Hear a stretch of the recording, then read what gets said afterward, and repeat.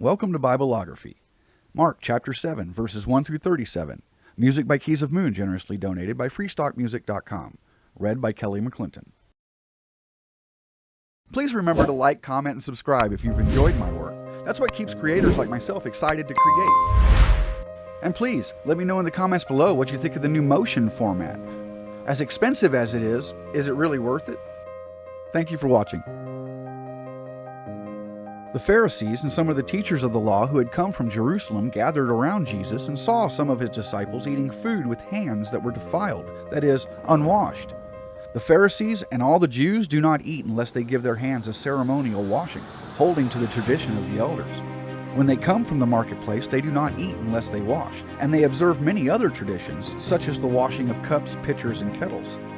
So the Pharisees and the teachers of the law asked Jesus, "Why don't your disciples live according to the tradition of the elders instead of eating their food with defiled hands?"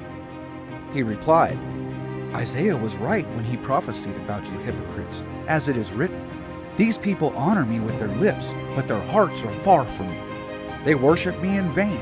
Their teachings are merely human rules. You have let go of the commands of God and are holding on to human traditions." And he continued, "You have a fine way of setting aside the commands of God in order to observe your own traditions. For Moses said, 'Honor your father and mother,' and 'Anyone who curses their father or mother is to be put to death.' But you say that if anyone declares that what might have been used to help their father or mother is korban, that is, devoted to God, then you no longer let them do anything for their father or mother. Thus you nullify the word of God by your tradition that you have handed down, and you do many things like that." Again, Jesus called the crowd to him and said, "Listen to me, everyone, and understand this. Nothing outside a person can defile them by going into them.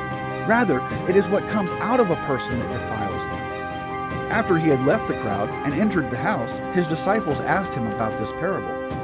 "Are you so dull?" he asked. "Don't you see that nothing that enters a person from the outside can defile them? For it doesn't go into their heart, but into their stomach, and then out of the body." In saying this, Jesus declared all foods clean. He went on, "What comes out of a person is what defiles them.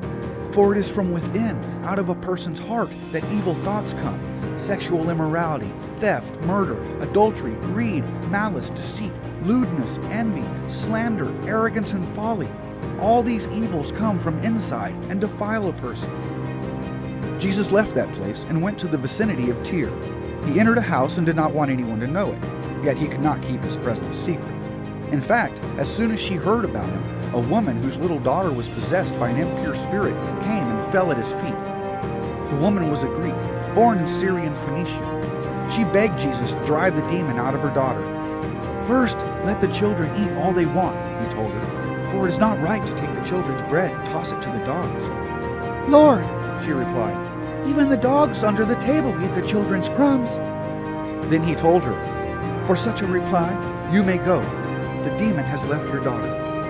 She went home and found her child lying on the bed, and the demon gone. Then Jesus left the vicinity of Tyre and went through Sidon, down to the Sea of Galilee, and into the region of the Decapolis. There some people brought to him a man who was deaf and could hardly talk, and they begged Jesus to place his hand on him.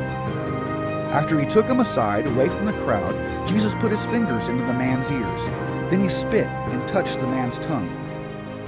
He looked up to heaven and with a deep sigh said to him, "Ephphatha," which means "be open." At this, the man's ears were open, his tongue was loosened, and he began to speak plainly. Jesus commanded them not to tell anyone, but the more he did so, the more they kept talking about it. People were overwhelmed with amazement. "He has done everything well," they said. "He even makes the deaf hear and the mute speak."